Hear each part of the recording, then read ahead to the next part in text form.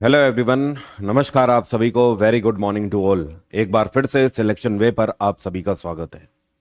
दोस्तों, कल की क्लास में जैनिज्म और बौद्धिज्म हम लोगों ने कवर किया था। आज की क्लास से एंशियंट डायनेस्टीज की ओर हम लोग बढ़ रहे हैं।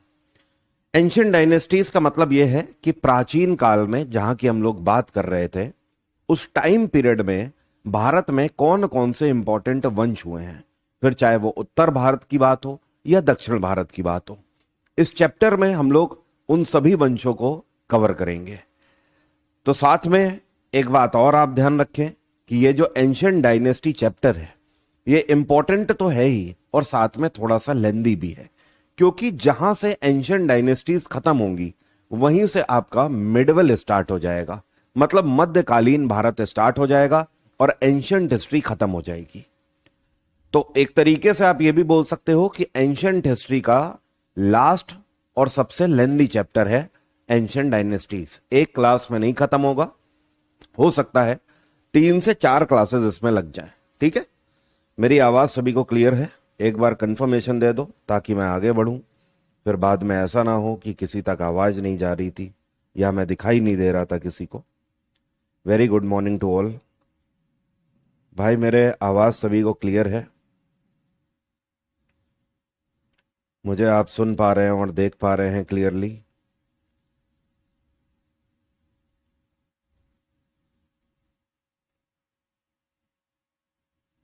ठीक है, ओके। अब देखिए, आपको पता है कि जब आपने वैदिक पीरियड पढ़ा तो वैदिक पीरियड में आपको एक चीज तो समझ आई कि अर्ली वैदिक पीरियड जहां पर ऋग्वेद लिखा गया और लेटर वैदिक पीरियड जहां पर बाकी के 3 वेद लिखे गए, उन दोनों में जमीन और आसमान का अंतर हुआ। अर्ली वैदिक पीरियड में राजे महाराजे जो हुआ करते थे वो सिर्फ अपनी प्रजा की भलाई के बारे में सोचते थे, जबकि लेटर वैदिक पीरियड में राजाओं ने आपस में लड़ना शुरू किया। क्यों? क्योंकि सबको अपना वर्चस्व स्थापित करना था, सबको अपने राज्यों की सीमा रेखाओं को बढ़ाना था। तो जिसकी वजह से राजे महाराजे आपस में लड़ने लगे और उनके अंदर एक होड़ सी लग गई अपना राज्य दूर दूर तक फैलाने की। अब ऐसे में ही भारत में सबसे इंपॉर्टेंट एक साम्राज्य उभरा जिसको बोलते हैं मगध साम्राज्य। क्या बोलते हैं? मगध अंपायर बोलते हैं। ये जो मगध अंपायर है, इसकी शुरुआत लगभग 684 बिफोर क्राइस्ट से होती है और 320 बिफोर क्राइस्ट के आसपास जाकर यह साम्राज्य खत्म होगा। मतलब आप बोल सकते हो कि जीरो के करीब 700 साल पहले की बात चल रही है। अब आप देख रहे हो धीमे धीमे करके हम लोग जीरो की तरफ बढ़ेंगे और ऐसे करते हुए 600 एडी तक जब हम लोग पहुंच चुके होंगे तब हमारी एंशियंट हिस्ट्री खत्म होगी। फिलहाल आज की क्लास में हम लोग बात कर रहे हैं मगध साम्राज्य की। ठीक है, अब यह मगध साम्राज्य कहां हुआ करता था? तो यह है भारत का मैप। आज की डेट में अगर हम देखें तो यह बिहार वाला पूरा रीजन, उत्तर प्रदेश वाला रीजन और इधर यह मध्य प्रदेश वाला रीजन, यह पूरा फैला हुआ मगध साम्राज्य कहलाता था। ठीक है, अब यहां पर इस टेन्योर में 684 बिफोर क्राइस्ट से 320 बिफोर क्राइस्ट के बीच में इन 3 वंशों ने शासन किया है। ये 3 वंश कौन से हैं? पहला हर्यक वंश, दूसरा शिशुनाग वंश और तीसरा नंद वंश। तो हम ये बोल सकते हैं कि हर्यक वंश, शिशुनाग और नंद वंश, इन तीनों को मिला दें तो यही हमारा कहलाता है मगध साम्राज्य। या फिर आप ये भी बोल सकते हो कि इन तीनों वंशों ने मगध साम्राज्य में अपनी अपनी सत्ता की स्थापना करी, एक के बाद एक। सबसे पहले हर्यक वंश, जिसने 544 से 412 बिफोर क्राइस्ट तक शासन किया है। शिशुनाग वंश 412 से 344 तक शासन किया है, करीब 68 ईयर्स। और लास्ट में नंद वंश, जिन्होंने केवल 22 वर्षों तक ही शासन किया है। जबकि आप हर्यक वंश को देखेंगे तो करीब 120 वर्षों तक इन्होंने शासन किया है। शिशुनाग ने करीब 70 वर्षों तक शासन किया है और नंद वंश ने 22 वर्ष ही शासन किया हुआ है। अगर हम इन तीनों वंशों के बारे में समझ लेते हैं और पढ़ लेते हैं तो हमारा मगध साम्राज्य क्लियर हो जाएगा। ठीक है, तो चलिए स्टार्ट करते हैं। First of all, Haryanka dynasty की हम बात करें तो देखिए यहां पर यह टाइम पीरियड क्या लिखा है? 558। ठीक है, और जबकि यहां पर 544। तो ये कब से स्टार्ट हुआ? तो ध्यान रखिएगा, ये 558 नहीं है, गलती से लिखा हुआ है। 544 बीसी से स्टार्ट हुआ और 491 बीसी तक चला। हर्यक वंश की शुरुआत किसने करी थी? तो इसका जो फाउंडर था वो था बिंबिसार। कौन था? बिंबिसार। अब देखिए, जो हर्यक वंश की स्थापना बिंबिसार के द्वारा करी गई, बिंबिसार ने मगध साम्राज्य के अंदर बहुत सारी ऐसी चीजें थी जिनकी शुरुआत पहली बार करी। इससे पहले जो राजे महाराजे भारत के महाजनपदों में हुआ करते थे या वैदिक पीरियड में हुआ करते थे, वो कहीं ना कहीं इन चीजों से अवेयर नहीं थे जिन चीजों से बिंबिसार अवेयर हुआ। इतिहास में आप हमेशा ध्यान रखिएगा, उसी राजे महाराजे का जिक्र होगा, उसी शासक का जिक्र होगा जिसने कुछ ना कुछ अलग हटके किया होगा। जो नॉर्मल शासन करके चला गया है, गद्दी पे बैठा है केवल और सत्ता को भोग के चला गया, इतिहास में उसका नाम नहीं दर्ज है। यही आपके भी साथ होने वाला है। आपको ध्यान रखना है, अगर आपका नाम आपको मेरिट लिस्ट में छपवाना है तो उसके लिए आपको बहुत कुछ अलग करना होगा। उसके लिए आपको साधारण स्टडी नहीं करनी होगी। सिमिलरली इतिहास में केवल उन्हीं राजाओं का जिक्र है जिन्होंने इस समाज को या तो कुछ दिया है और जो कि बहुत हट के कुछ थे, या फिर जिनके फैसले बहुत ज्यादा हट के निकले। तो ये बिंबिसार कौन है? इसके पिता का नाम था भट्टी है, ठीक है। हालांकि बिंबिसार जैन धर्म में भी मानता था और बाद में इसने बौद्ध धर्म में भी मानना शुरू किया, क्योंकि आप देख रहे हो यही वो टाइम पीरियड है जब जैन और बौद्ध धर्म दोनों भारत में बराबर रूप से चल रहे हैं, दोनों का प्रचार प्रसार हो रहा है। बाद में इसने बुद्ध को माना एंड इवन बुद्ध को अपना मेन गुरु भी माना और बिंबिसार के द्वारा बुद्ध को संरक्षण भी दिया गया, ठीक है। इसने अपनी कैपिटल गिरिवराज को बनाया और यह पहला ऐसा शासक हुआ भारत का जिसने मैट्रिमोनियल अलायंसेस की शुरुआत करी। अब ये मैट्रिमोनियल अलायंसेस क्या होते हैं? देखिए, एक तरीका तो यह है कि किसी राज्य पर अगर कब्जा करना है तो सीधे अपनी सेना उठाओ और ऐलान जंग कर दो, उसके ऊपर चढ़ाई कर दो, जो होगा देखा जाएगा। जीत गए तो पूरा साम्राज्य अपना, हार गए तो अगले जन्म में मिलेंगे। दूसरा तरीका मैट्रिमोनियल अलायंस है। बिंबिसार पहला ऐसा भारत का शासक था जिसने दिमाग लगाया कि विवाह को भी साम्राज्य बढ़ाने के लिए यूज किया जा सकता है, कि दूसरे राज्य की जो राजकुमारी है उसके लिए विवाह का प्रस्ताव लेके जाओ। अगर उससे विवाह हो जाता है तो जाहिर सी बात है दहेज के तौर पर वो पूरा राज्य हमें मिल ही जाएगा, तो सांप भी मर जाएगा और लाठी भी नहीं टूटेगी। मेरी बात आप समझ पा रहे हैं? This concept is known as matrimonial alliances.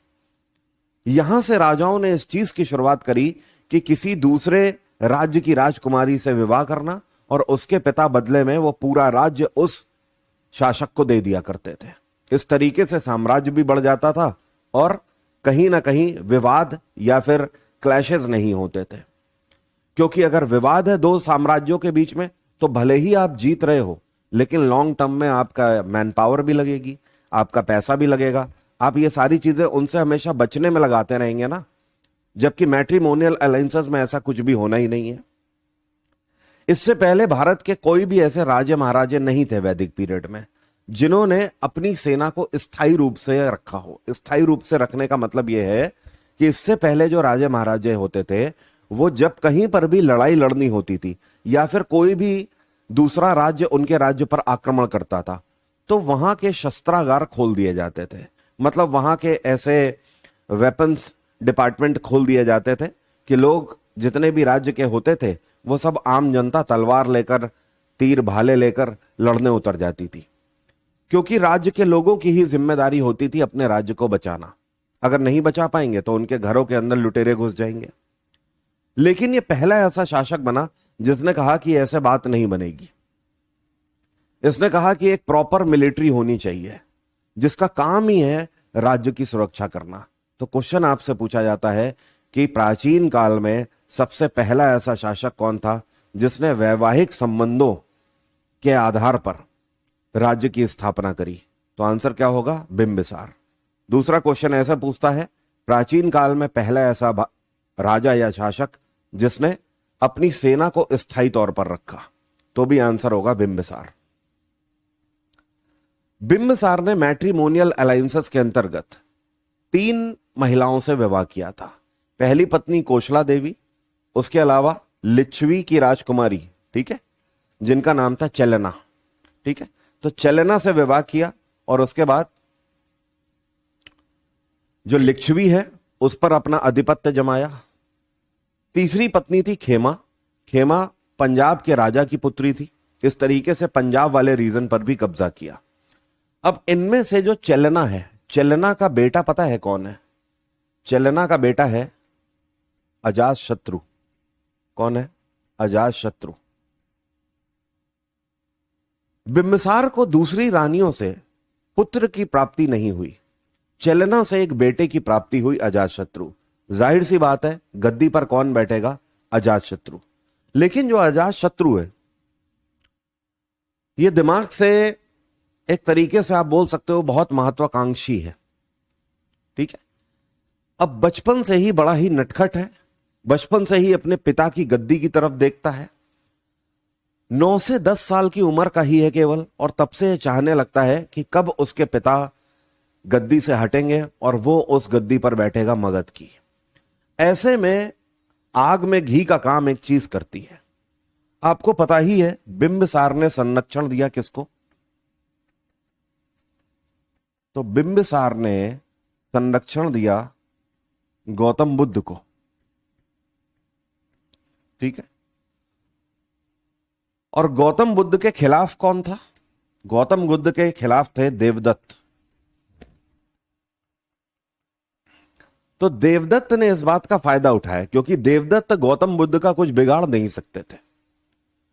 Gautam Buddha को आप ना लालच दे सकते हो, आप अगर उनकी जान भी ले लेते हो तो भी वो सिद्ध पुरुष हैं, उनको ज्ञान की प्राप्ति हो चुकी है, आप उनका कुछ ले ही नहीं सकते, क्योंकि उनके पास कुछ है ही नहीं, सब कुछ वो बहुत पहले ही त्याग चुके हैं। ऐसे व्यक्ति का आप कुछ कर ही नहीं सकते।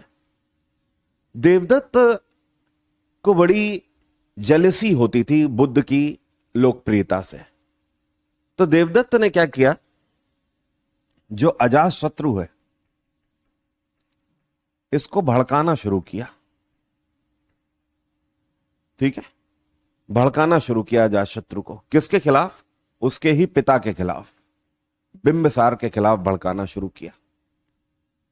और जो 10 साल का अजातशत्रु था, जब वो 12 से 13 साल का मात्र होता है, उतने में ही आते आते वो अपने पिता से नफरत करने लगता है। और वो जैसे ठान चुका था अपने मनी मन में कि वो समय से पहले ही, वो इंतजार नहीं करेगा अपने पिता के गद्दी से हटने का, समय से पहले ही वो अपने पिता को गद्दी से हटा देगा। और ऐसा ही होता है। एक टाइम के बाद अजातशत्रु के द्वारा उसके पिता को ही बंदी बना लिया जाता है। अजातशत्रु ने अपने पिता को 7 साल तक कैद खाने में बंदी बना के रखा, 7 साल तक भूख और प्यास से तड़पाया। ऐसा कहा जाता है कि अजातशत्रु बैठकर देखता था 10-10, 20-20 घंटे अपने पिता को टॉर्चर करने के बाद, पानी भी ना देकर, उसे देखकर सुकून मिलता था। इस हद तक इसका ब्रेन वॉश किया गया था देवदत्त के द्वारा। और सिर्फ नफरत अपने पिता से। नई उम्र का एक लड़का है जो कि अपने पिता से सिर्फ इस बात पर नफरत कर रहा है कि उसका पिता आज ही उसे गद्दी क्यों नहीं दे रहा है, ठीक है। तो अब आप देख रहे हो ना, लेटर वैदिक पीरियड के बाद से अब ये जो इतिहास चालू होगा राजे महाराजाओं का, यहां पर आप इसी तरीके से तख्त की लड़ाइयां देखोगे, आप गद्दी की लड़ाइयां देखोगे। जब आप देखोगे बेटा ही पिता को मार रहा है, भाई भाई को मार रहा है, भाई बहन का दुश्मन बन रहा है, बहन को मरवा दे रहा है, ऐसी चीजें आप आमतौर पर अब भारतीय इतिहास में देखते चलोगे। चाहे हमारा प्राचीन कालीन इतिहास हो, चाहे दिल्ली सल्तनत हो, चाहे मुगल सल्तनत हो, हर एक जगह पर अब आप ये देखोगे, धोखा देखोगे, प्यार की कहानियां देखोगे, ये सारी चीजें आपको मिलती रहेंगी। बट अभी यहां से धीमे धीमे प्राचीन काल से शुरुआत हो रही है। तो ध्यान रखिएगा, बिंबिसार का बेटा अजातशत्रु गद्दी संभालता है। 492 से लेकर 460 तक इसने शासन किया हुआ है। बुद्ध की मृत्यु के ठीक बाद राजगृह में पहली बौद्ध परिषद का नेतृत्व भी इसके द्वारा किया गया। कल की क्लास में आपने देखा था, जहां पर बुद्धिस्ट काउंसिल, जो 4 काउंसिल हुई थी, मैंने आपको बताया था, उसमें से एक काउंसिल आप देखिएगा अजातशत्रु ने ही उसको लीड किया हुआ है। अब देखिए, जब पिता की मृत्यु हो जाती है तो उसके बाद अजात शत्रु की आंखों से पर्दा उठता है। लेकिन अब पछताए का होत है जब चिड़िया चुग गई खेत। अब तो पिता को मार दिया ना, अब पछताने से क्या होगा। उसके बाद अजात शत्रु वापस से वैसा ही होता है, धर्म कर्म के कार्य करने में लग जाता है और अपने राज्य की सीमा रेखाओं को बढ़ाने में लग जाता है। ओवरऑल अगर हम देखें तो अजात शत्रु एक सफल शासक था। भले ही एक अच्छा बेटा नहीं था, लेकिन यह शासक सफल हुआ। इसके टाइम पीरियड में मगध साम्राज्य को गति मिली और उसने वैशाली पर भी विजय प्राप्त करी। पूरा बिहार वाला रीजन, पूरा उत्तर प्रदेश वाला रीजन मगध के अंदर मिलाने का क्रेडिट अजात शत्रु को ही जाता है। अब अजात शत्रु के बाद उसका बेटा है उदयन। ठीक है, उदयन गद्दी पर बैठता है। 460 से लेकर 40 तक 20 वर्षों तक इसने शासन किया हुआ है। उदयन को एक चीज का श्रेय दिया जाता है, इसने पूरे मगध का सबसे इंपॉर्टेंट शहर जो है उसकी स्थापना करी। इसने एक नया शहर बनाया आज की डेट में, जिसको पटना आप बोलते हैं। उस टाइम पर इसको पाटलिपुत्र के नाम से जाना जाता था। किस नाम से? पाटलिपुत्र। और पाटलिपुत्र शहर को बनाया ही नहीं, इसने राजगृह से पाटलिपुत्र में कैपिटल भी शिफ्ट करी। तो ध्यान रखिएगा, अभी तक अजातशत्रु हो या बिंबिसार हो, दोनों ने राजगृह को ही अपनी कैपिटल बनाया था। लेकिन उदयन जो कि अजातशत्रु का बेटा है, इसने एक नया शहर बनाया पाटलिपुत्र बिहार में और उसको अब मगध साम्राज्य की राजधानी डिक्लेयर किया। यह क्वेश्चन एक नहीं सैकड़ों बार पूछा जा चुका है अलग अलग एग्जाम में कि पाटलिपुत्र को सबसे पहले अपनी राजधानी किसने बनाया था। आपका आंसर क्या होगा? उदयन। उदयन के बाद कमजोर शासक आए हर्यक डायनेस्टी में, और उसके बाद आखिरी शासक साबित हुआ Nagadashaka. He was the last ruler of Haryanka dynasty. अब ये जो नागदशक है, ठीक है, ये कमजोर शासक है। कमजोर शासक इसलिए है कि देखिए, उदयन के बाद जो शासक आए उन्होंने जनता के ऊपर अत्याचार करना शुरू किया, जनता के ऊपर अपनी मनमर्जियों को थोपना शुरू किया, और उन्हीं में से एक निकला नागदशक। नागदशक भी सिर्फ अत्याचार कर रहा है जनता के ऊपर, सिर्फ अपनी क्रूरता की हदें पार करता जा रहा है। इसकी इन्हीं हरकतों को देखकर जनता के अंदर एक रोष फैल गया। जनता को यह विश्वास हो गया कि जनता अपने राजा के अंडर में ही खुश नहीं है और सेफ नहीं है। ऐसे में जनता ने विद्रोह कर दिया और नागदशक का जो सेनापति था, जिसका नाम क्या था? इसका नाम था शिशुनाग। क्या नाम था? शिशुनाग। ये जो सेनापति था, ये अपनी जनता को बहुत चाहता था। तो आप समझिए कि कंडीशन ये बन गई कि मगध की जो जनता है वो मगध के सेनापति शिशुनाग से कनेक्ट कर पा रही है, लेकिन उनका जो राजा है नागदशक, उससे वो कनेक्ट नहीं कर पा रही है, उससे वो नफरत कर रही है। ऐसे में जनता विद्रोह करती है और विद्रोह इतना बड़ा हो जाता है कि नागदशक के सामने कोई रास्ता नहीं बचता है गद्दी से उतरने का। जनता का कहना होता है या तो पूरे मगध को आग लगा देंगे अगर नागदशक गद्दी पर रहा, और या तो एक तरीका है कि नागदशक गद्दी छोड़ दे और हमारा राजा हम शिशुनाग को मानेंगे। नागदशक को अपनी जान बचाने के लिए गद्दी छोड़नी पड़ती है और यहीं से हर्यक वंश समाप्त होता है और शिशुनाग के द्वारा एक नए वंश की स्थापना करी जाती है, और इसी वंश को हम लोग क्या बोलते हैं? शिशुनाग डायनेस्टी बोलते हैं। क्या बोलते हैं?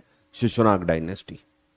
तो शिशुनाग और कोई नहीं था बल्कि हर्यक वंश का सेनापति था, जिसको मगध की जनता ने अपनी परख से, अपनी सोच से मगध की गद्दी पर बैठाया था।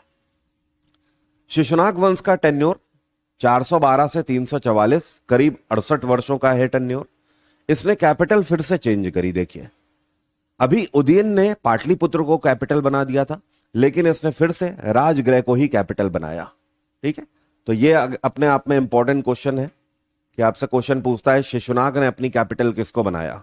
लोग जो एक कॉमन सेंस लगाते हैं ना, उनको लगता है अच्छा उससे पहले उदयन था हर्यक में, उदयन ने तो पाटलिपुत्र की स्थापना करी, तो शिशुनाग की भी पाटलिपुत्री होगी। नहीं, पूछता ही इसीलिए है कि शिशुनाग ने कैपिटल फिर से चेंज करी और राजगृह को अपनी कैपिटल बनाया।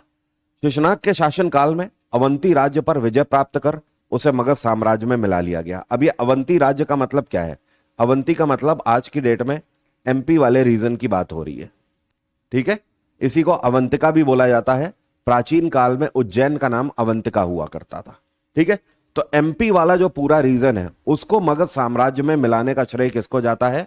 यह जाता है शिशुनाग को। शिशुनाग का जो टेन्योर है यह भी सफल टेन्योर रहा, क्योंकि मगध साम्राज्य के पंख लगे, इसमें मगध साम्राज्य का विस्तार हुआ। शिशुनाग के बाद उसका उत्तराधिकारी हुआ कालाशोक। कालाशोक की चेयरमैनशिप में वैशाली में 383 बिफोर क्राइस्ट में दूसरी बुद्धिस्ट काउंसिल का आयोजन किया गया।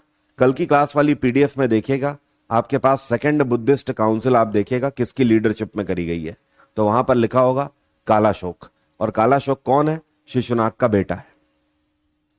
कुछ समय के बाद उसने अपनी राजधानी को वैशाली स्थानांतरित कर दिया। ठीक है,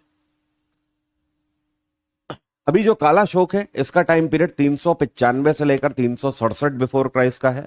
अच्छा, एक चीज और यहीं पर मैं आपको क्लियर कर दूं, आप में से बहुत सारे ऐसे स्टूडेंट होंगे जिनको लग रहा होगा कि सर ये टाइम पीरियड इंपॉर्टेंट है क्या? आंसर है नो, नहीं इंपॉर्टेंट है। टेंशन मत लीजिए, अगर ये आपको नहीं भी याद हो रहे हैं ना एक एक के, टेंशन मत लीजिए।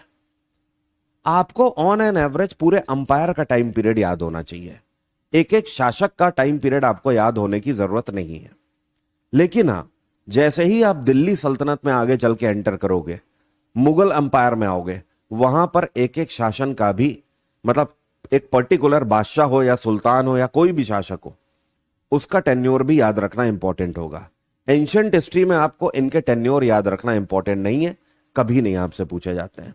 ठीक है, आप इनकी डूइंग्स पर बस ध्यान रखिए कि किसने क्या किया, और बहुत छोटा छोटा संक्षेप में है, क्योंकि जैसे ही आप मिडवल में जाएंगे तो हमारे पास एविडेंसेस बहुत ज्यादा बढ़ जाते हैं। तो मिडवल में हमें कहानियां मिलती हैं, हमारे पास कंटेंट बहुत हो जाता है। लेकिन एंशिएंट डायनेस्टीज में हमारे पास कंटेंट बहुत कम होता है। क्यों? क्योंकि हमारे पास एविडेंस ही नहीं है, इतनी पुरानी बात है। ठीक है, 2500 साल पुरानी बात है। अब देखिए कालाशोक ने क्या किया, इसने अपने राज्य को अपने 10 पुत्रों में बांट दिया। इसके 10 पुत्र थे। मगध के अंदर जितना भी एरिया था, अपने 10 पुत्रों को जगह जगह का गवर्नर नियुक्त किया और उनको वहां की सूबेदारी दी कि आप यहां के गवर्नर हो, वहां से टैक्स कलेक्ट करके हमें भेजो। किसी एक बेटे को वहां का गवर्नर बना दिया, इस तरीके से उनकी काबिलियत के आधार पर। लेकिन इनमें से जो इसका नवा बेटा था, जिसका नाम था नंदीवर्धन, क्या नाम था? नंदीवर्धन, उसको उसने मगध का नया राजा डिक्लेयर किया। ठीक है, तो कालाशोक के बाद उसका बेटा कौन है? नंदीवर्धन मगध अंपायर का शासक बनता है। अब देखिए यहां पर समझिएगा बात क्या है। नंदीवर्धन का जो बेटा है यह कौन है? इधर मैं अलग से लिख देता हूं, आप इसको देखिए। हम लोग बात कर रहे हैं शिशुनाग वंश की, और शिशुनाग वंश में आपने देखा शिशुनाग वंश की स्थापना किसने करी? शिशुनाग ने। ठीक है, शिशुनाग के बाद गद्दी पर कौन बैठा? उसका बेटा कालाशोक, जिसने बौद्ध धर्म की दूसरी काउंसिल की अध्यक्षता करी। अब कालाशोक के बाद कौन है? उसका बेटा नंदीवर्धन।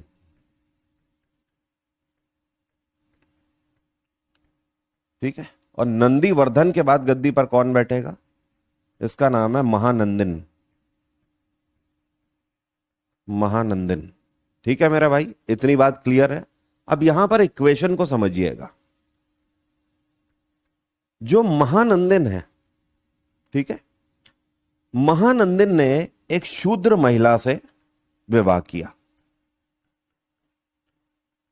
एक शूद्र महिला से विवाह किया, और इस शूद्र महिला से इसको पुत्र की प्राप्ति हुई। और इस पुत्र का नाम क्या है? इसका नाम है बिंदुसार। ध्यान रखना, हर्यक वंश की स्थापना बिंबिसार ने करी थी, यह बिंदुसार है। नाम में कंफ्यूजन नहीं होना चाहिए। अब समझिएगा, महानंदिन ने शूद्र महिला से एक पुत्र की प्राप्ति करी। शूद्र महिला से इसके संबंध थे, इसको एक बेटे की प्राप्ति हुई जिसका नाम है बिंदुसार। बिंदुसार बचपन से ही यह देखता आ रहा है कि ये जो शाही वर्ग के लोग हैं, ये किस तरीके से उत्पीड़न कर रहे हैं एक पर्टिकुलर समाज का। और जो बिंदुसार है, इसको नफरत है इन शाही लोगों से। बिंदुसार को नफरत है उन क्षत्रिय राजाओं से जो कि कहीं ना कहीं सिर्फ और सिर्फ दूसरे एक समाज के, एक पर्टिकुलर समाज के एक तबके का शोषण करते आ रहे हैं। बचपन से ही वो अपनी मां की हालत भी देख रहा है। ठीक है, बिंदुसार को संरक्षण केवल इस आधार पर मिल रहा था क्योंकि उसके अंदर महानंदिन का खून है। अदरवाइज जो उसकी मां है, जो कि एक शूद्र महिला है, उसको कोई लग्जरी नहीं दी जा रही है। उसको तो उपभोग की वस्तु की तरह यूज किया, जिससे कि बिंदुसार पैदा हुआ। अब आप इस बच्चे की मेंटल सिचुएशन समझ सकते हो। बचपन से ही इसके अंदर यह है कि किस तरीके से ये शाही वर्ग को उखाड़ फेंके। देखते ही देखते धीमे धीमे करके इसने मगध साम्राज्य की नींव को हिलाना शुरू किया। इसने अंदर की इंटरनल कंस्पिरेसी करके सबसे पहले नंदीवर्धन को मरवाया। किसने? बिंदुसार ने। और नंदीवर्धन के बाद जब महानंदन गद्दी पर बैठा तो यह तो भोग विलास में डूबा ही रहता था। हमेशा ध्यान रखिएगा, जब आप भोग करने लगेंगे तो आप हमेशा कमजोर हो जाएंगे, और इतने कमजोर हो जाएंगे कि आपकी नींव कोई भी हिला ही नहीं, कोई भी उखाड़ के चला जाएगा। आप भोग का मतलब समझ रहे हैं, जिसको बोलते हैं ना कि हां, हमारे यूपी में और दिल्ली में बोलते हैं कि बेटा अगर पैसे का नुकसान हो गया तो कोई नुकसान नहीं हुआ है। आपकी गलत फहमी है, पैसे का नुकसान हुआ है तो बहुत बड़ा नुकसान हो गया। नहीं, फिर कमा लोगे। अभी आपको लग रहा होगा, एक टाइम के बाद आपको लगेगा कि नहीं, पैसे का नुकसान तो कोई नुकसान ही नहीं है। फिर बोलते हैं अगर हेल्थ का नुकसान हो गया, स्वास्थ्य का नुकसान हुआ, तो तुम्हारा थोड़ा नुकसान हो गया है, आप ये मान के चलिए। लेकिन अगर जिस दिन चरित्र का नुकसान हो गया, जिस दिन पैजामे का नाड़ा ढीला हो गया, उसका कोई रिकवरी नहीं है। उस दिन आपका सब कुछ चला गया। तो हमेशा ध्यान रखिए, चरित्र से बड़ा कुछ नहीं है। चरित्र से बड़ी ना हेल्थ है और ना पैसा है। पैसे से बड़ी हेल्थ है, हेल्थ से बड़ा चरित्र है, और चरित्र से ऊपर कुछ नहीं। और इस व्यक्ति का चरित्र जा चुका है,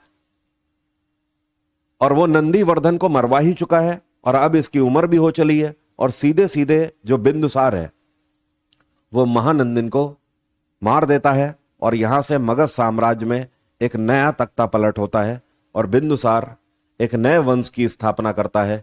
और इसी वंश को हम लोग किस नाम से जानते हैं? इसको हम लोग नंद वंश के नाम से जानते हैं।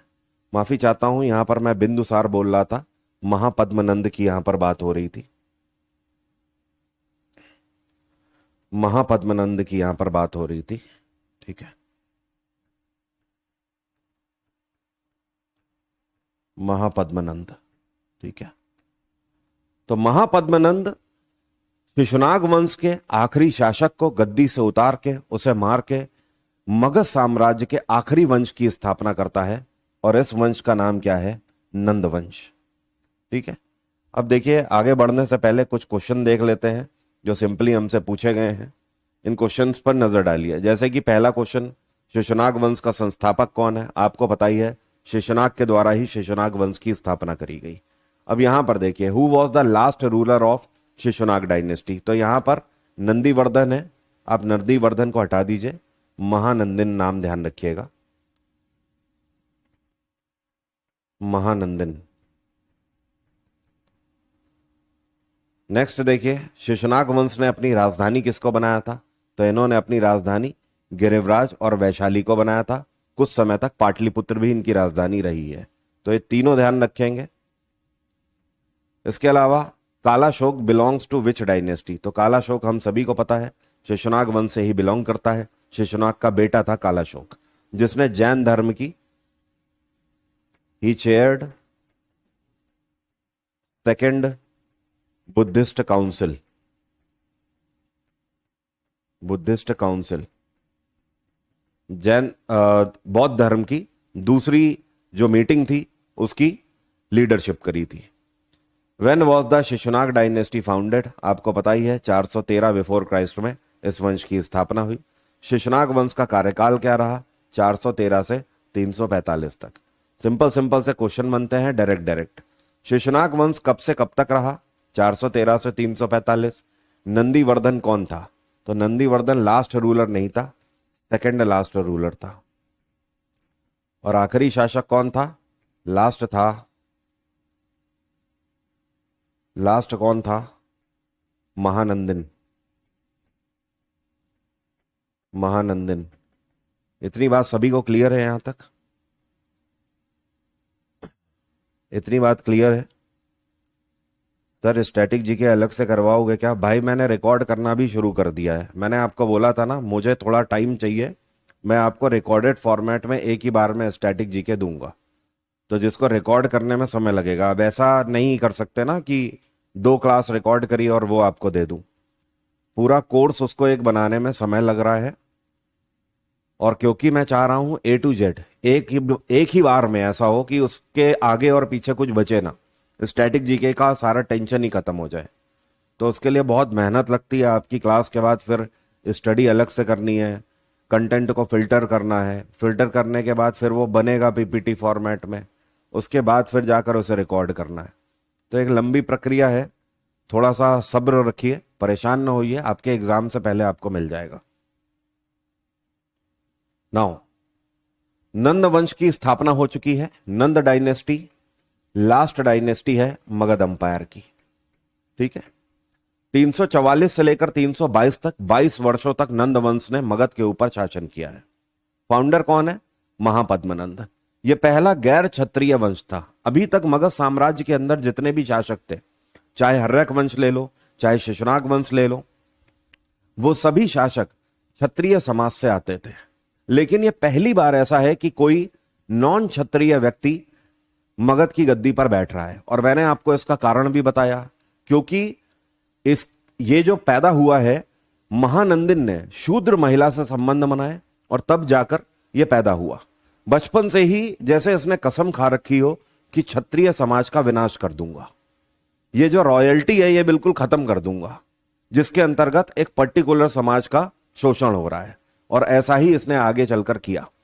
इसने राजा बनने के लिए कालाशोक की हत्या करी और उसके आगे जाकर महानंदिन की भी हत्या करी। देन पुराणों के अनुसार वह अंतिम शिशुनाग शासक और एक शूद्र स्त्री का पुत्र था। ध्यान रखिएगा, पुराणों में भी यही लिखा गया है, और जो बौद्ध धर्म के लिटरेचर है वो भी यही बताते हैं कि जो महापद्मनंद है वो एक शूद्र महिला का बेटा था, ठीक है।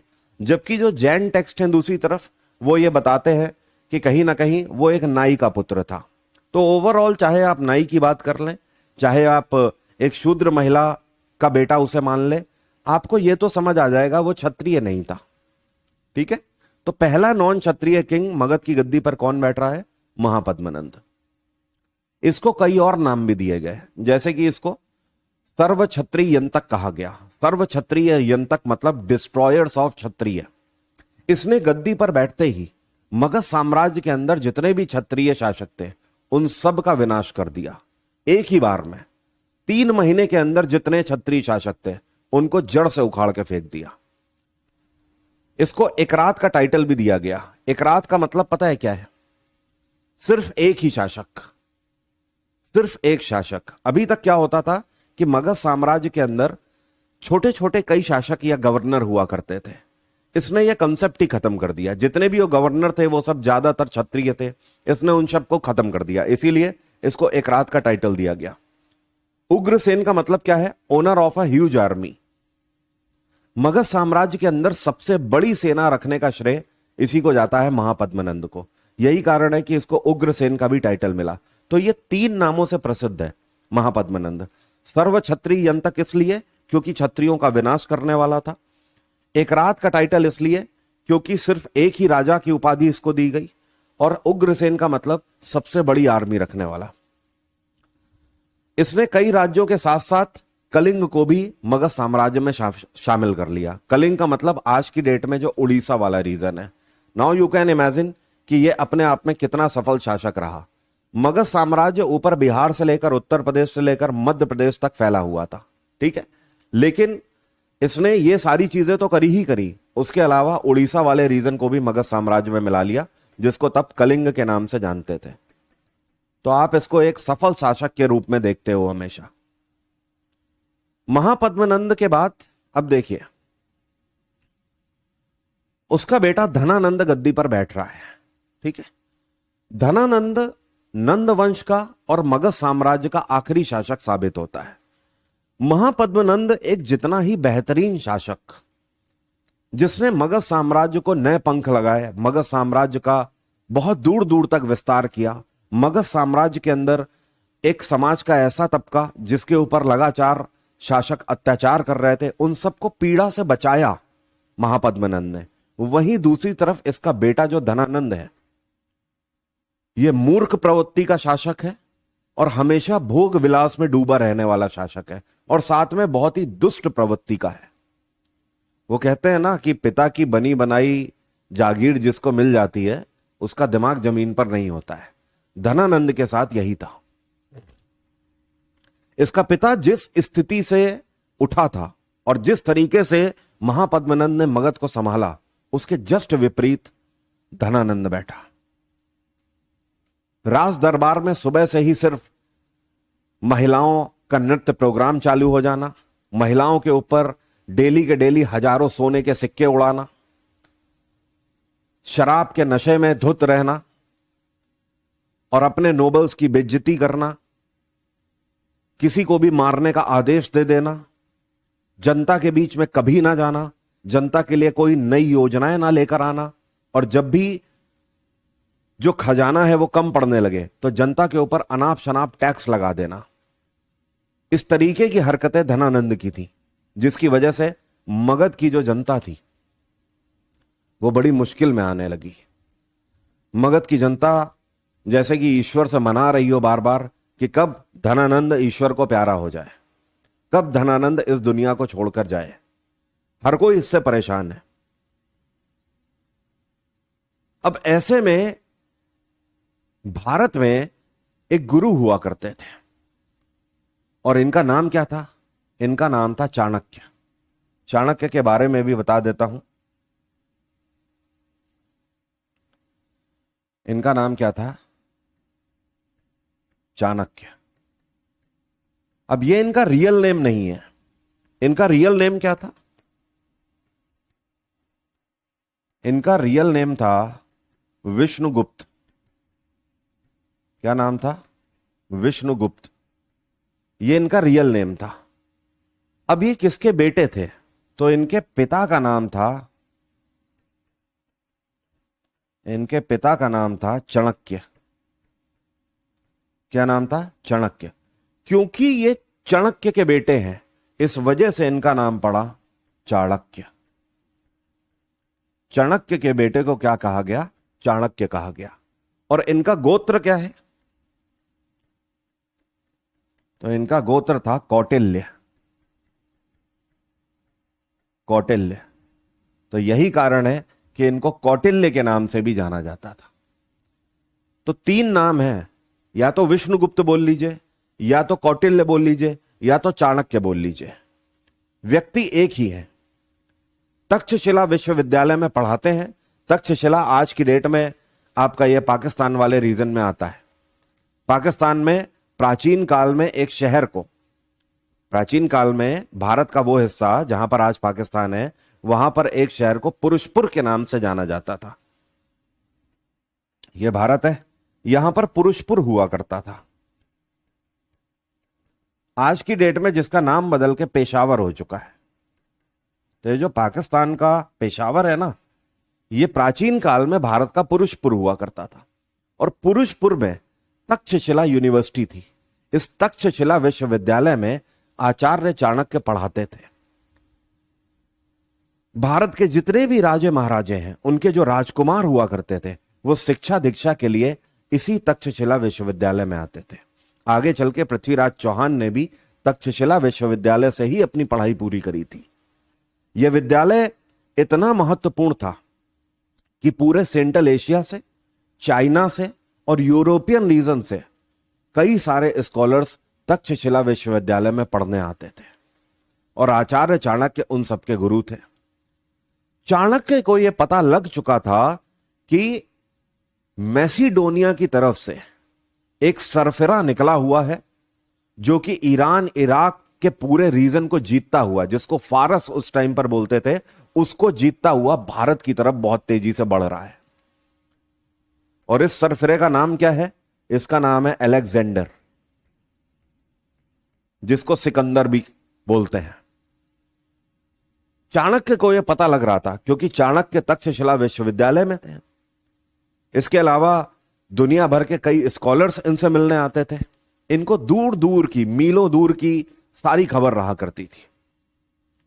और चाणक्य देश से बड़ा प्रेम करते थे, भारत से बड़ा प्रेम करते थे, क्योंकि भारत को बचाने के लिए जो राजा आगे चल के बनते थे, उन्हीं राजकुमारों को राजा बनाने का काम चाणक्य करते थे।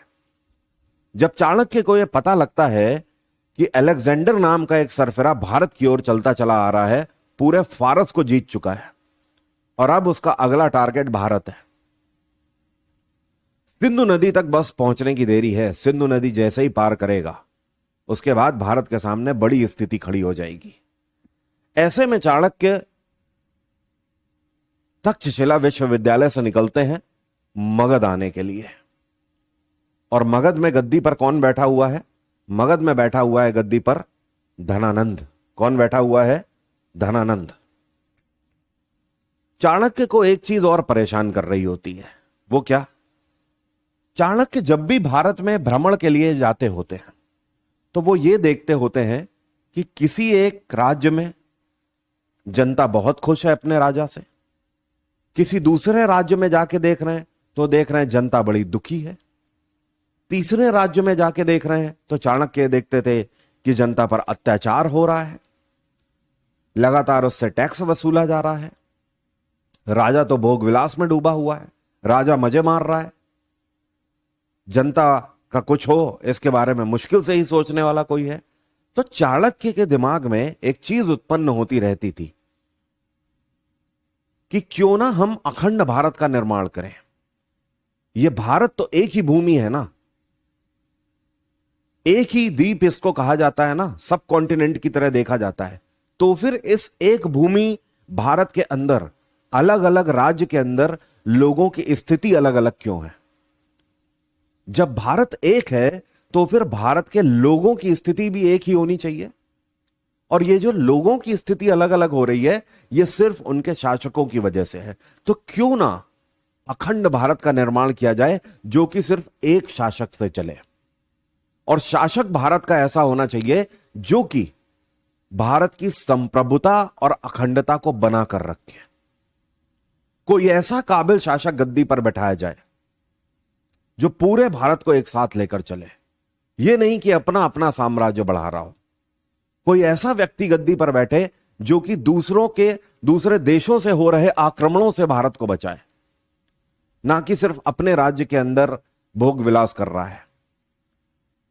लेकिन चाणक्य को पता था कि इस टाइम पर उनके सामने अगर कोई ऑप्शन है तो वो कौन है? वो धनानंद है। क्योंकि पूरे भारत में सबसे बड़ा साम्राज्य और सुपीरियर साम्राज्य तो मगध अंपायर ही था। और मगध अंपायर में इस टाइम पर नंद वंश का शासक धनानंद गद्दी पर बैठा हुआ है। तो चाणक्य फैसला लेते हैं कि वो धनानंद से जाकर मिलेंगे और धनानंद से आग्रह करेंगे कि वो अखंड भारत का निर्माण करें।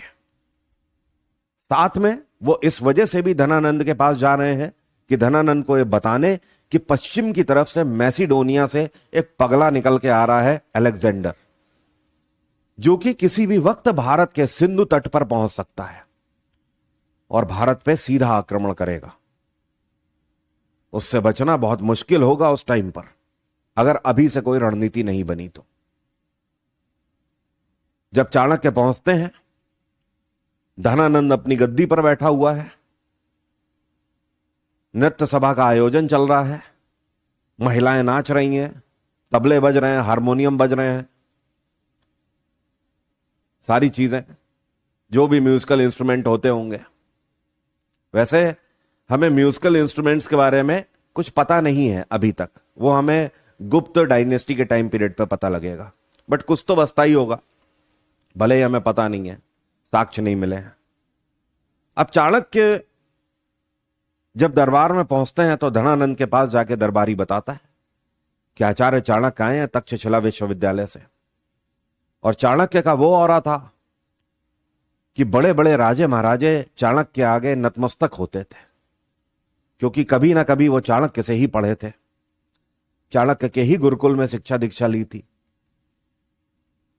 धनानंद के पास खबर पहुंचती है, धनानंद बुलवाता है, कहता है ठीक है बुला के लाओ। अब चाणक्य दरबार में आते हैं, चाणक्य स्थिति बताते हैं।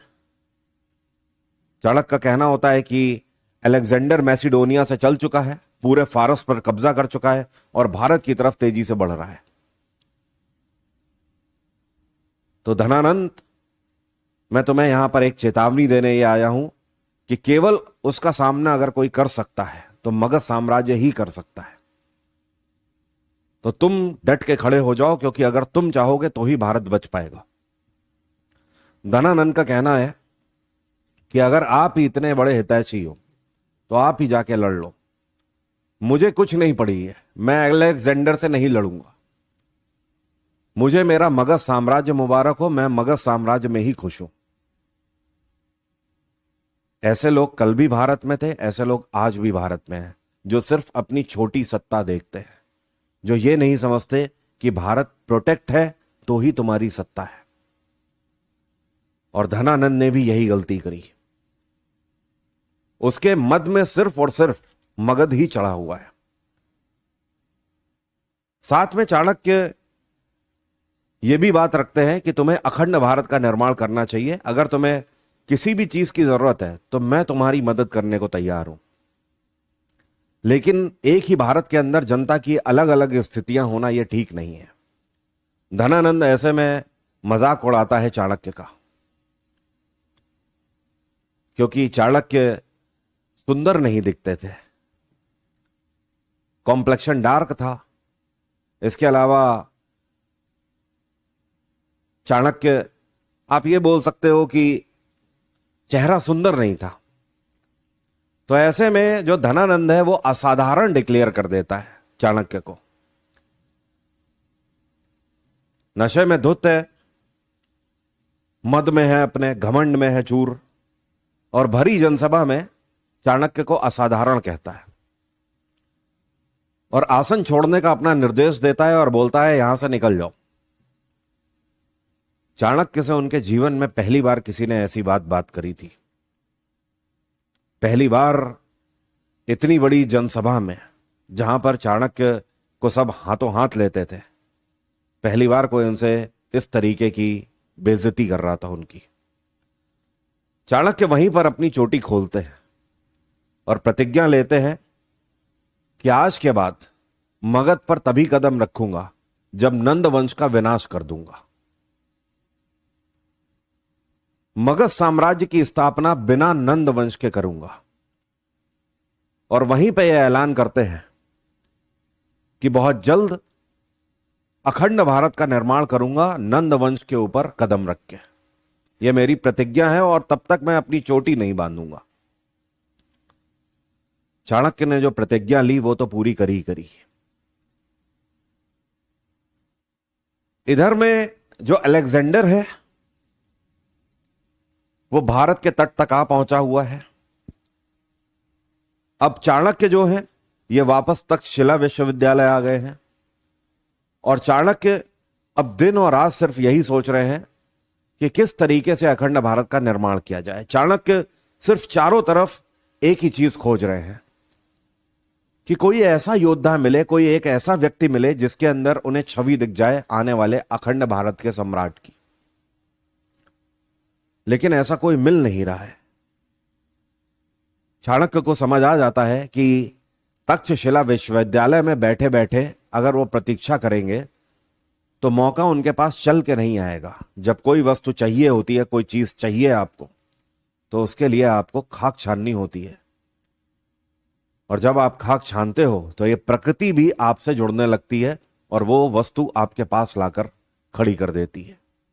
चाणक्य फैसला लेते हैं कि तक्षशिला विश्वविद्यालय से निकलेंगे और भारत भ्रमण करके देखेंगे। भारत की मिट्टी से ही जन्मा कोई तो होगा जिसके अंदर वो काबिलियत होगी जो अखंड भारत का निर्माण कर सके।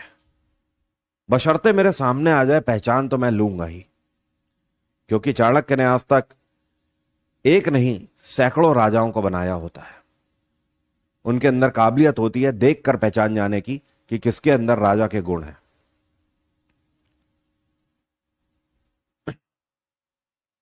क्लियर है इतनी बात सभी को? डन है। अब नंद वंश तो लास्ट वंश है ही, ठीक है। नाउ समझते हैं अलेक्जेंडर को। अलेक्जेंडर की कहानी क्या कहती है? यह हमारा देश है। जब आप पश्चिम की तरफ आओगे, यह अखंड भारत हुआ करता था पूरा।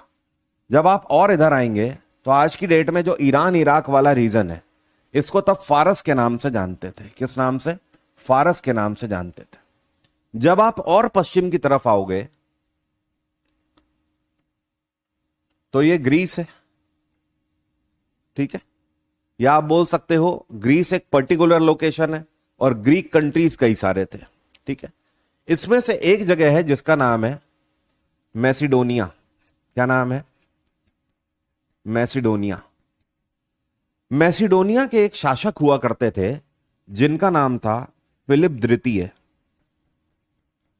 क्या नाम था? फिलिप द्वितीय। और इनकी पत्नी थी जिनका नाम है ओलंपिया, ठीक है। फिलिप द्वितीय जो मैसिडोनिया के राजा हैं, यह अलग बिल्कुल छोटी कहानी है भारत से हटके, लेकिन यह कहानी भारत आके जुड़ जाएगी। फिलिप द्वितीय की कई रानियां हैं। इतिहास ऐसा कहता है कहीं पर 3 रानियां लिखी हैं, कहीं पर 4 रानियां लिखी हुई हैं। लेकिन उन रानियों में से कई औलादें फिलिप्स की थीं, लेकिन वो जितनी भी थीं वो सब बेटियां थीं। फाइनली ओलंपिया जो राजकुमारी है, जो रानी है फिलिप द्वितीय की, ओलंपिया ने एक बेटे को जन्म दिया। और इस बेटे का नाम क्या है? तो फिलिप और ओलंपिया दोनों को एक बेटे की प्राप्ति हुई और इसका नाम है अलेक्जेंडर। क्या नाम है? अलेक्जेंडर। इसी को सिकंदर के नाम से आप जानते हो, ठीक है। जैसे ही अलेक्जेंडर पैदा हुआ, फिलिप को समझ आ गया कि मैसिडोनिया का अगला वारिस उसे मिल गया है। हालांकि जो दूसरी रानियां थी वो ओलंपिया से जेलस फील करने लगी और वो फिलिप को उसके बेटे के खिलाफ ही भरने लगी। फिलिप द्वितीय अभी केवल बेटा 4-5 साल का ही हुआ था अलेक्जेंडर, और धीमे धीमे इन 4 से 5 वर्षों में यह रुख हुआ कि पिता का मन अपने बेटे से ही हटने लगा, क्योंकि इन रानियों ने फिलिप द्वितीय को यह कहकर ब्रेन वॉश करना शुरू किया कि ओलंपिया में मैसिडोनिया का खून नहीं है। ओलंपिया की जो रूट्स हैं वो मैसिडोनिया के बाहर की है, और मैसिडोनिया में रॉयल फैमिली का हिस्सा कोई एक ऐसी औरत का बेटा नहीं बन सकता है जिसके अंदर मैसिडोनिया का खून ना हो। तो इस वजह से भले ही तुम्हें दिख रहा है कि वो तुम्हारा बेटा है, लेकिन उसके अंदर रॉयल खून नहीं है। यह बात फिलिप द्वितीय के दिमाग में बैठा देती हैं उसकी बाकी की 2 से 3 रानियां। इन 4 से 5 वर्षों में केवल बेटा 4-5 साल का है और फिलिप अपने ही बेटे अलेक्जेंडर से नफरत करने लगता है। जब अलेक्जेंडर 12 साल का होता है तो उसके पिता की मृत्यु होती है फिलिप द्वितीय की, और ऐसे में जो अलेक्जेंडर की परवरिश थी अभी तक की 12 वर्षों तक, वो उसकी मां ओलंपिया ने करी थी। ओलंपिया सब कुछ देख और समझ पा रही थी पहले से ही कि किस तरीके से फिलिप को भरा जा रहा है अलेक्जेंडर के खिलाफ, और ओलंपिया यह जानती थी कि जिस दिन गद्दी खाली होगी और अलेक्जेंडर मैसिडोनिया का वारिस होगा, उस दिन राज्य के बाकी लोग अलेक्जेंडर के खिलाफ खड़े होंगे, यह कहते हुए कि उसके अंदर रॉयल ब्लड नहीं है। और इस दिन के लिए ही अलेक्जेंडर को मेंटली प्रिपेयर कर रही थी ओलंपिया। जब वो 12 साल का था तब वो गद्दी पर बैठने का वारिस बना, लेकिन वही हुआ जिस बात का डर ओलंपिया को था। मैसिडोनिया के अंदर राज्य के ही कई लोग अलेक्जेंडर के खिलाफ खड़े हो गए। 12 साल तक ओलंपिया ने अलेक्जेंडर को सिर्फ और सिर्फ वॉरियर्स की कहानी सुनाकर बड़ा किया। ओलंपिया ने कभी भी अलेक्जेंडर को यह नहीं बताया या समझाया कि तुम्हें गद्दी पर कैसे बैठना है, क्योंकि गद्दी पर बैठना बताना नहीं पड़ता किसी को, आराम सबको ही चाहिए, कोई भी गद्दी पर बैठ सकता है। ओलंपिया ने अपने बेटे अलेक्जेंडर को यह सुनाकर बड़ा किया कि वो एक वॉरियर कैसे बनेगा, क्योंकि ओलंपिया जानती थी कि अगर वो एक वॉरियर बनेगा, एक योद्धा होगा, तो वो ऐसी 100 गद्दियां अपने नाम कर लेगा। चाहे उसके हाथ से गद्दियां छिन भी जाएं, फिर भी वो गद्दी वापस ले लेगा। लेकिन अगर उसने केवल यही सिखाया कि गद्दी पर बैठना कैसे है, तो चाहे 100 गद्दी हो, एक भी नहीं बचेगी, सब लुट जाएंगी। अलेक्जेंडर मेंटली बहुत प्रिपेयर था। 12 साल का बच्चा जैसे ही मैसिडोनिया के तख्त का वारिस बनता है, राज्य के अंदर ही विद्रोह हो रहा है। बड़े बड़े लोग, सीनियर सिटीजन्स तक, सब इस बच्चे के खिलाफ हैं। और यह 12 साल का बच्चा साम्राज्य के अंदर ही कुछ वॉरियर्स को नेगोशिएट कर लेता है अपने लिए। सिर्फ 12 साल का लड़का कि तुम अगर मेरे लिए काम करोगे, उनको एक सपना दिखा देता है कि तुम अगर मेरे लिए इस टाइम पे काम कर गए तो पूरी जिंदगी तुम्हारी बना दूंगा, पूरी जिंदगी तुम्हें ऐसी लग्जरी तुम्हारी फैमिली को मिलेगी कि जिसके बारे में कभी तुमने सोचा नहीं होगा, कमाने की जरूरत ही नहीं पड़ेगी। और देखते ही देखते जितने भी खिलाफ होते हैं, अगले 30 दिन के अंदर उन सबको ही खत्म कर देता है मैसिडोनिया से। और मैसिडोनिया का अगला शासक फिलिप द्वितीय के बाद बनता है अलेक्जेंडर। अगले 10 से 12 वर्षों तक मैसिडोनिया पर शासन करता है। लेकिन वो कहते हैं ना, पूत के पांव पालने में ही नजर आ जाते हैं। ओलंपिया ने जिस तरीके से बड़ा किया होता है अलेक्जेंडर को एक योद्धा के तौर पर,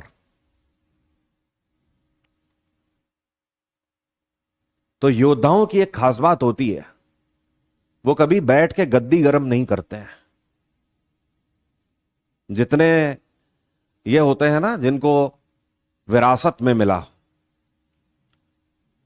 वो वाली सोच, वही गद्दी गर्म करेंगे। He is a warrior. बचपन से ही जब 12 साल का था, तब एक बिगड़ैल घोड़े को उसने काबू में कर लिया था। ऐसा बिगड़ैल और जंगली घोड़ा जिसको मैसिडोनिया के बड़े बड़े योद्धा काबू में नहीं कर पा रहे थे, उसको 12 वर्ष की आयु में उसने कर लिया था। और इस घोड़े का नाम पता है क्या था? इसका जो घोड़ा था उसका नाम था ब्यूडीफेलस। ब्यूडीफेलस, ये वो बिगड़ैल घोड़ा था, काले रंग का घोड़ा था, जिसको सिकंदर ने कंट्रोल कर लिया था। तो बॉर्न टू वॉरियरशिप है।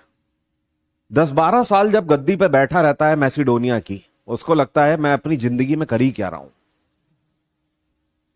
उसकी मां ने उसे सपना दिखाया था बचपन में कि तू योद्धा है, राजा तो बहुत बनते हैं, योद्धाओं की कमी है। और योद्धा सिर्फ अपनी गद्दी नहीं संभालते हैं, योद्धा दुनिया जीतते हैं। तो आगे चल के दुनिया जीतेगा। और वही चीज उसके दिमाग में बार बार हिट कर रही होती है। 10 से 12 साल शासन करने के बाद उठ खड़ा होता है, फैसला लेता है, मैं कर ही क्या रहा हूं मैसिडोनिया में। मैं एक राजा नहीं हूं, मैं योद्धा हूं। और योद्धा का काम है लड़ना। और अपनी 50,000 की सेना लेकर, और उसमें साथ में 10,000 इलीट वॉरियर्स लेकर। इलीट वॉरियर्स मतलब समझ रहे हैं? अलेक्जेंडर जब निकला था मैसिडोनिया से तो 50,000 की आर्मी लेकर निकला था, और उनके पीछे 10,000 इलीट वॉरियर्स। इलीट वॉरियर्स मतलब आज की डेट में स्पेशल फोर्सेस जैसे हैं, आप वैसे मान लीजिए। आर्मी में भी to the best warriors. Elite forces normally चलेंगी, बैकएंड पे रहेंगी। जो भी लड़ना होगा आर्मी लड़ेगी, इसमें भी बड़े सारे योद्धा हैं, लेकिन उनसे भी खतरनाक एलीट वॉरियर्स हैं। अब जब भी कैजुअलिटी होती जाएंगी, यहां पर जो लोग मरते जाएंगे उनकी जगह पर एलीट वॉरियर्स आते जाएंगे, ताकि सेना की कमी ना होने पाए।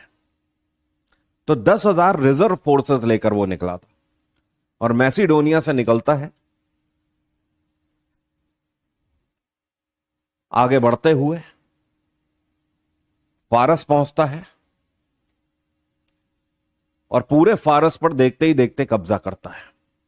आज की डेट का जो आप देख रहे हैं ना, इराक अलग रीजन है, ईरान अलग रीजन है, तब ये पूरा एक हुआ करता था, इसी को फारस बोलते थे। इवन अलेक्जेंडर फैसला लेता है कि मैं फारस और मैसिडोनिया में कोई अंतर ही नहीं रखूंगा, और इसके लिए वो आदेश देता है कि फारस पे तो कब्जा करो ही करो, और उसकी आर्मी के जितने भी वॉरियर्स होते हैं उनको बोलता है कि फारसी महिलाओं से विवाह करो, इन फारसी महिलाओं से शादी करो, यहां पर बसो, और उसके बाद जो यहां पर बच्चे पैदा होंगे वो मैसिडोनियन बच्चे पैदा होंगे। इस कदर उसके दिमाग पर यह छा चुका था कि वो फारस को पूरा मैसिडोनिया ही बना देगा। और ऐसा ही होता है, पूरे फारस को जीतता है, और फारस के बाद उसे एहसास होने लगता है कि वो अपने पिता फिलिप द्वितीय को बहुत पीछे छोड़ चुका है। उसको यह एहसास होने लगता है कि उसके पिता ने इसका आधा भी अपने जीवन में नहीं किया था, जितनी कम उम्र में वो इतना कर चुका था। पूर्व की ओर लगातार बढ़ रहा है, 12,000 मील उसने अपनी पूरी यात्रा में कवर किए हैं। जो आर्मी के एलीट वॉरियर्स हैं वो उसको देवता तुल्य मानने लगे हैं, देवता का दर्जा दे चुके हैं। और सिकंदर को भी अब यह लगने लगा है कि वो वाकई में एक देवता है। उसके दिमाग में यह छपने लगा है कि वो जिधर की तरफ रुख कर देगा उधर ही वो जीत हासिल करेगा। एक अलग सा नशा दिमाग में, और सिर्फ जीत का नशा और लड़ने का। वो अलेक्जेंडर जो कि गद्दी पर बैठा है, मैसिडोनिया का शासक है, उसे गद्दी ही नहीं दिख रही है, उसे और पूर्व की तरफ सिर्फ दिख रही है हिंदू कुश की पहाड़ियां। उसे सिर्फ लड़ने का नशा सवार है, लड़ने का जुनून। वो भूल चुका है कि गद्दी है उसके पास। एंड देन उस टाइम पर पूर्व की तरफ बढ़ते हुए लोगों को कोई आखिरी जमीन अगर पता थी तो वो इंडियन सब कॉन्टिनेंट पता थी। इतिहास में ग्रीक के राजे महाराजे या हिस्टोरियंस जो हैं, जो फारस के हिस्टोरियंस हैं, वो ये लिखते हैं कि पूर्व की तरफ सबसे आखिरी सब कॉन्टिनेंट भारत है। उसके आगे ये इंडोनेशिया तो बहुत छोटा होता था, वो भी भारत पर ही डिपेंडेंट था, भारत के साथ मसालों का व्यापार करते थे, जबकि ऑस्ट्रेलिया वगैरह के बारे में पता नहीं था किसी को। तो पूर्व में आखिरी भारत है, और अलेक्जेंडर के दिमाग में है कि अगर भारत को जीत लिया तो दुनिया जीत ली। इस वजह से वो आके खड़ा हो जाता है हिंदू कुश की पहाड़ियों के पास, मतलब आज की डेट में जो पाकिस्तान वाला रीजन है। हिंदू कुश की पहाड़ियां पार करता है, और जब हिंदू कुश पहाड़ी पार करता है तो आगे उसे मिलती है बहती हुई झेलम नदी। ये कौन सी नदी है? झेलम नदी है। और झेलम नदी के इस पार पुरु साम्राज्य है, ठीक है। और पुरु साम्राज्य के शासक कौन है? राजा पोरस, बहुत ही प्रतापी शासक। और झेलम नदी के इस पार अलेक्जेंडर की आर्मी आकर खड़ी हो गई है। अलेक्जेंडर की सेना आगे नहीं बढ़ पा रही है। उसका कारण है झेलम नदी का पानी। यह पानी इतनी तेज है कि नदी सेना कैसे पार करेगी। राजा पोरस को यह पता लगा है कि अलेक्जेंडर आकर खड़ा हुआ है झेलम नदी के इस पार, बस वो नदी ही पार करेगा कि पूरे पुरु साम्राज्य के ऊपर गाज बन के गिरेगा। राजा पोरस को जैसे ही खबर मिलती है, राजा पोरस तैयारी में जुट जाते हैं कि आर्मी तैयार करो। राजा पोरस को अलेक्जेंडर का एक फरमान तब तक भिजवाया जाता है कि अभी तो हम नदी पार नहीं कर पा रहे हैं, नदी का बहाव जैसे ही धीमा होगा, हमने डेरा डाल दिया है, 1 महीने 2 महीने जब भी हो, नदी का बहाव जब धीमा होगा उसके बाद हम नदी पार करेंगे। तो आपके पास एक रास्ता है कि आप पहले ही हमारी अधीनता स्वीकार कर लें, आप हमारे सामने सरेंडर कर दें। और राजा पोरस उसके बदले में यह जवाब देते हैं कि बाबू ये भारत है, तुम जहां पे आके खड़े हुए हो, यहां पे हम सरेंडर नहीं करते हैं, यहां पर हम गर्दन कटवा लेते हैं लेकिन घुटने नहीं टेकते हैं। तो अगर तुम्हें सच में चाहिए जमीन तो तुम्हें हमारा सामना करना होगा, और उसके लिए राजा पोरस बेसब्री से तुम्हारा इंतजार कर रहा है भारत की इस जमीन पर। और हम भी चाहते हैं कि झेलम का पानी जल्द से जल्द धीमा हो ताकि हमारी सेना तुम्हारा सामना कर सके। अलेक्जेंडर पूरे फारस को जीतने के बाद भी इस तरीके का जवाब आज तक किसी से नहीं सुन पाया था। अलेक्जेंडर के भी कान खड़े थे कि आखिर कौन है ये राजा और कैसी है जमीन जिसके बारे में सुना था आज तक मैंने कि यहां भारत नाम की एक जमीन है जो कि बहुत संपन्न है, कृषि प्रधान है और बहुत बड़े बड़े योद्धाओं को जन्म देती है। और अभी तो अलेक्जेंडर ठीक से कदम भी नहीं रख पाया है भारत की जमीन पर झेलम को पार करके, और उसे दिखने लग गया है कि वो वाकई में किसी जमीन पर आया है। और अलेक्जेंडर ने इसको एज अ चैलेंज लिया। अलेक्जेंडर को यह लगा कि अभी तक तो मैं जो कब्जा करता आ रहा था वो तो कुछ भी नहीं है, वाकई में जो मैं सोच रहा हूं कि अगर भारत पे कब्जा किया तब जाकर दुनिया पे कब्जा होगा। तो अब अलेक्जेंडर कब्जा कर पाएगा या नहीं कर पाएगा, यह आपको कल की क्लास में पता लगेगा। कहानी कल की क्लास में आगे बढ़ेगी। ठीक है भाई, आज की बात यहीं तक रहेगी। ठीक है सर, अगर सिर्फ शॉर्ट नोट्स ही बनाएंगे तो टॉपिक को डिटेल में कैसे पढ़ेंगे? डिटेल में जब आपको पढ़ना होगा तो आपके पास पीडीएफ है, नोट्स तो आप शॉर्ट में ही बनाओगे ना, या नोट्स को आप अगर डिटेल्ड कर लोगे तो आपकी पीडीएफ और नोट्स में कोई अंतर नहीं रहेंगे। Notes is for revision, PDF is for remembrance. अगर आपको कुछ बहुत दूर का याद नहीं आ रहा है तब आप पीडीएफ खोलोगे कि हां जरा देखूं थोड़ा डिटेल में क्या था, लेकिन आपको वीक में 2 to 3 टाइम्स अगर रिवीजन करना है तब तो आप बार बार पीडीएफ थोड़ी देखोगे, फिर आप अपने नोट्स देखिए, ओवरऑल आपको जितना भी ओवरव्यू है वो मिल जाएगा। ठीक है, तो अब आप देख रहे हो एंशिएंट डायनेस्टीज के साथ साथ धीमे धीमे स्टोरीज बनना शुरू होगी, हिस्ट्री इंटरेस्टिंग आपको लगने लगेगी। और जैसे जैसे आप मिडवल में आएंगे, ओरिजिन ऑफ इस्लाम में, वहां से आप देखने लगेंगे कि आपके सामने मूवी की तरह चल रही है। आपको ऐसा लगेगा कि हिस्ट्री कोई आपको सिनेमा की तरह दिखा रहा है। तो आज की बात यहीं तक रहेंगे। Sir when will the economic class? देखिए इकोनॉमिक क्लास अभी मैं एक और लूंगा जिसके बारे में कल मैंने आपको बताया था। हो सकता है मैं फ्राइडे में लूंगा, जहां तक फ्राइडे में ही लूंगा। ठीक है, तो फ्राइडे कब है? फ्राइडे तो कल ही है ना, कल लूंगा मैं क्लास इकोनॉमी की। ठीक है, 2:30 बजे ही लूंगा अपने टाइम पे। उसमें मुझे आपको नेशनल इनकम पढ़ानी है। सर रीजनिंग क्लास शेड्यूल हुआ था बट क्लास नहीं हुआ, हो सकता है बलराम सर की तबीयत ना ठीक हो, 1-2 दिन वेट कर लीजिए।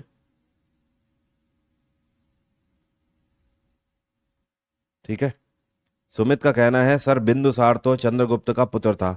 वही तो मैंने आपको बोला था, मैंने आपसे वहीं पर तो बोला था कि माफी चाहता हूं, महापद्मनम की बात हो रही थी, बिंदुसार की बात नहीं हो रही थी, मेरे मुंह से वो निकल गया था, वो मिस इंटरप्रेट हो गया था। वहां पर मैंने भाई क्लियर भी किया हुआ था, इसीलिए बाद में उसको जाके मिटार के मैंने लिखा भी महापद्मनंद। ओके सुमित, हाँ तो बिंदुसार को वहां से हटा दीजिए, वो मैंने वहीं पर ही अपोलोजाइज किया, मिस इंटरप्रेट हो जाता है क्योंकि ब्रेन में बहुत सारी चीजें चल रही होती हैं।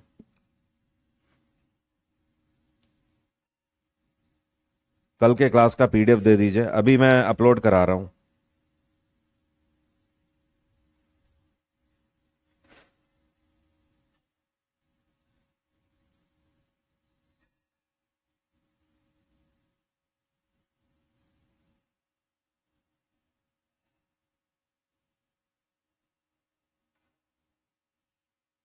ठीक है, चलिए कल की क्लास में मिलते हैं। आज की बात यहीं तक। Thank you everyone, bye, take care, have a nice day, आपका दिन मंगलमय हो। जय हिंद, जय भारत।